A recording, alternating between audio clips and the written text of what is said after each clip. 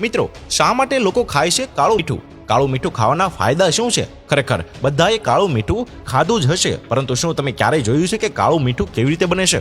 તમે એ પણ સાંભળ્યું હશે કે કાળું મીઠું પહાડોમાંથી આવે છે. તો ઘણા લોકો એવું પણ માને છે કે કાળું મીઠું પાકિસ્તાનથી આવે છે, પરંતુ કાળું મીઠું ભારતની ફેક્ટરીમાં બહુ જૂની રીતે બનાવવામાં આવે છે. તો ચાલો જાણીએ કે કાળું મીઠું બનાવવાની 24 કલાકની સંપૂર્ણ પ્રક્રિયા શું હોય છે. આ મીઠું મેઇન મેડ પ્રોસેસ દ્વારા જ બનાવવામાં આવે છે. મિત્રો, સૌ પ્રથમ એક મટકું બનાવવામાં આવે છે, પરંતુ આ કોઈ સામાન્ય મટકું નથી હોતું. આ મટકાને સામાન્ય માત્રામાં રેતી અને માટી ભેળવીને તૈયાર કરવામાં આવે છે. આ મટકું ખાસ કરીને કાળું મીઠું બનાવવા માટે જ બનાવવામાં આવે છે, પરંતુ આ મટકાનો ઉપયોગ પીવાના પાણી અને સામાન્ય ઉપયોગ માટે કરી શકાતો નથી. અને હા, મટકાને યોગ્ય રીતે મારવામાં આવે છે, જેથી આપણને તે જ પ્રકારનું મટકું મળે જે આપણે જોઈએ છીએ.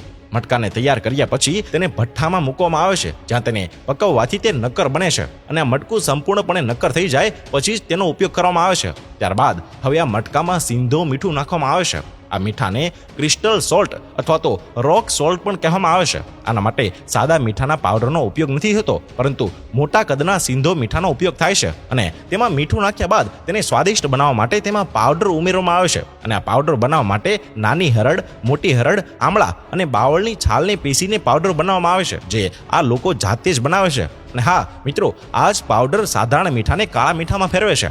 મિત્રો, તેથી જ કાળું મીઠું પાચનમાં ઉપયોગી છે, અને આ જ કારણે સાધારણ મીઠું કાળા મીઠામાં ફેરવાય છે. મિત્રો, 20 કિલો કાળું મીઠું બનાવવું હોય તો તેમાં 1 કિલો આ પાવડર ભેળવવામાં આવે છે. હવે આ મટકામાં સિંધો મીઠું નાખવામાં આવે છે, અને આ પાવડર નાખ્યા બાદ તેને સારી રીતે ઢાંકીને ભઠ્ઠીમાં રાખવામાં આવે છે. અને એકવાર ભઠ્ઠીમાં મૂક્યા પછી તેને 12 કલાક પછી જ બહાર કાઢવામાં આવે છે. અને ભઠ્ઠીમાં 12 કલાક સુધી ગરમ કર્યા પછી આ મટકું સંપૂર્ણપણે નક્કર બની જાય છે, અને તેની અંદર મીઠું અને મસાલા એકબીજા સાથે ભળી અને બની જાય છે કાળું મીઠું. મિત્રો, 12 કલાક પકવ્યા પછી આ મીઠું 12 કલાક ઠંડુ કરવા માટે છોડી દેવામાં આવે છે. સંપૂર્ણપણે ઠંડુ થઈ ગયા પછી આ કાળું મીઠું મટકામાંથી બહાર કાઢવામાં આવે છે. પરંતુ કાળું મીઠું કાઢવું એટલું સરળ નથી, કારણ કે તે હવે સંપૂર્ણ રીતે નક્કર બની ગયું છે, એટલે કે પથ્થર જેટલું સખત. એકવાર તેમાંથી કાળું મીઠું નીકળી જાય પછી આ મટકાનો કોઈ જ ઉપયોગ રહેતો નથી, તેથી તેને ફેંકી દેવામાં આવે છે. અને અંતે આપણી પાસે વધે છે ગોળાકાર કાળું મીઠું, જે સંપૂર્ણપણે ફેક્ટરી સ્તરે બનાવવામાં આવ્યું છે. અને મિત્રો, હવે આ કાળા મીઠાના મોટા ટુકડાને નાના નાના ભાગોમાં તોડી નાખવામાં આવે છે. ત્યારબાદ તેને પેક કરી અને તમારા સુધી પહોંચાડવામાં આવે છે.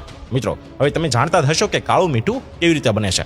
માટે મિત્રો, કાળું મીઠું ન તો પહાડમાંથી લાવવામાં આવે છે અને ન તો પાકિસ્તાનથી, પરંતુ કાળું મીઠું ફક્ત સિંધો મીઠામાંથી જ બને છે.